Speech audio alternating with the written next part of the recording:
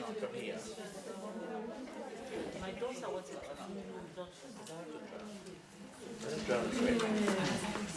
My mum has misused drugs and booze and suffers from paranoia and OCD. My life has been hell. I've seen things I hated. Had to look after my younger brother and sister, making sure they were fed and safe.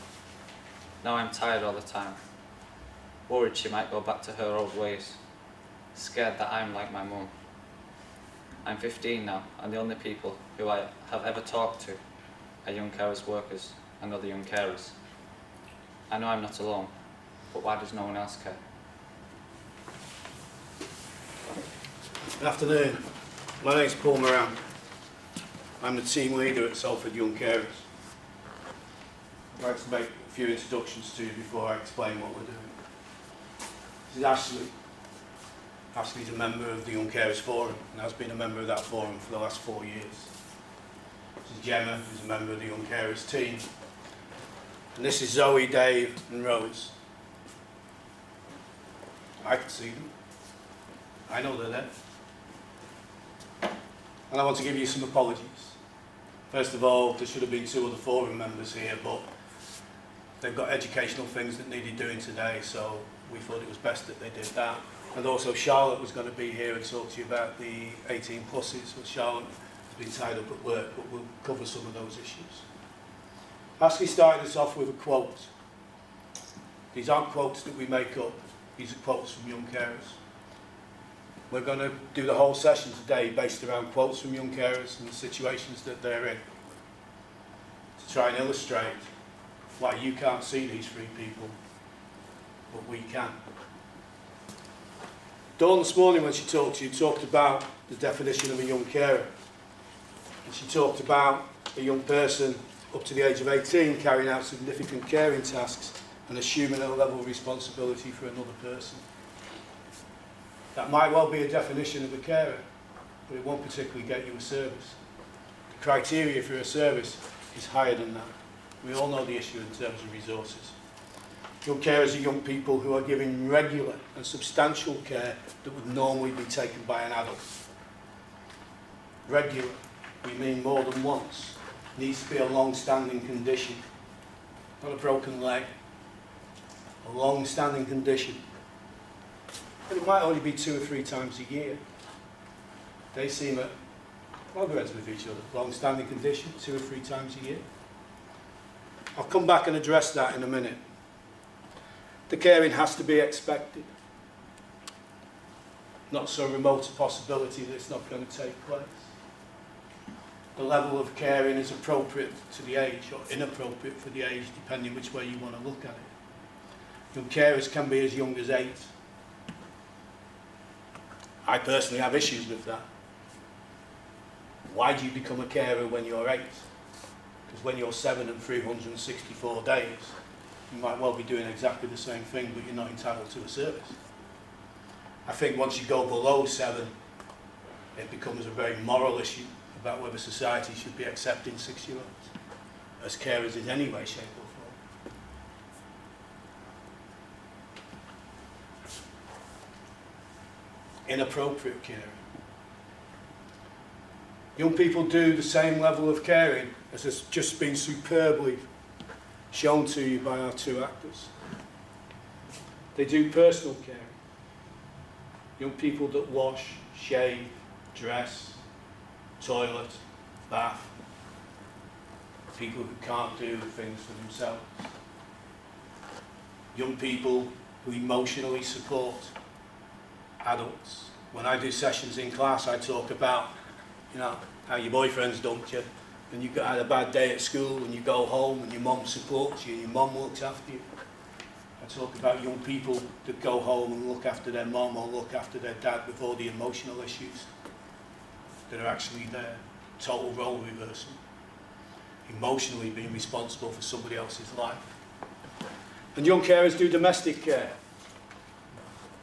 Unlike most people, especially males of my generation, I hate ironing, I hate washing, I hate cleaning, I hate cooking. And I think if I was 12, I would hate it even more. But we were young people that go home and run houses. They go to school, then they go home and they run a house. in the same way that adults do. The majority of them you can't see. We work actually with 192 young carers. I've just done the quarterly stats. 192 young carers in this city. And like Dawn, we think there's over 2,000. 70% of the young carers we work with are over the age of 12. Channel 4, Channel 5 and everybody. When they want to do a documentary about young carers, they want to do a documentary about personal care. They want to do a documentary about somebody looking after somebody in a wheelchair. What they don't want to do is talk to us about the 45% of young carers that we've got that look after people with mental health issues. Invisible carers, hidden carers. Society doesn't like mental illness anyway, so why should we actually consider that young people do any caring? So by using quotes and a radio clip that we're going to show you, and some discussion at the end, we're going to look at how you can see these people. When you walk away from here, how you can see Zoe, Dave and Rose in the same way as I can. When my dad is really depressed, I cope. I care for him, spend time with him, encourage him, keep him safe. But when he's okay, who looks after me? I have no place in his life. I want to stay in bed and pull the covers over my head, wishing I was dead. It should be my turn, my life, but no one wants me when he's well. Part of the work that I do is allowing young carers to express themselves in that way. And young carers are involved in doing workshops, but I do a lot of work in and out of schools. But the way that we work with Salford young carers is that we try to raise awareness amongst young carers themselves about the caring that they do, the responsibility they've got, and how they need to be proud of what they do and get rid of the stigma. You've got a book. Ashley was involved in the group that wrote the book. We do a calendar each year. And earlier on this year, I ran a project with Salford City Radio where we did an hour's radio programme. Somehow it never quite made the schedules, even for Salford City Radio. But it's got stunning music on it, all picked by young carers. And it's got lots of little bitsy-piecey interviews on it, young carers talking about themselves. When they went into the studio, there was a girl, Tori, who led the interviews. She plays the presenter for the show. She's a young carer. This clip I'm going to play you, we heard for the first time when we got the edited version. Gemma was in the room. Gemma went in to support the 11-year-old Zoe who went in to be interviewed. Nobody else had heard it because, like, when young carers do things and meet people, we leave them on their own to meet them. It's their views, not ours. When I got the edited version from the radio station, we put it on in the car with a group of youngsters. When it got to Zoe's story, my car has never, ever been so silent. But how come you have to make sure your mum's alright? Because if she doesn't take her tablets, for instance, she starts hallucinating and sees things. What are her tablets for? Just to calm her down when she's a bit giddy and just to make sure she doesn't start hallucinating. Why does she get giddy and hallucinate?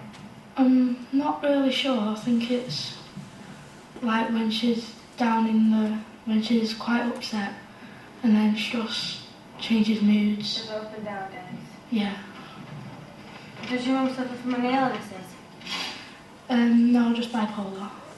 How do you cope with that? I just get on with it really. It's like what you have to do. It's normal for you. Yeah.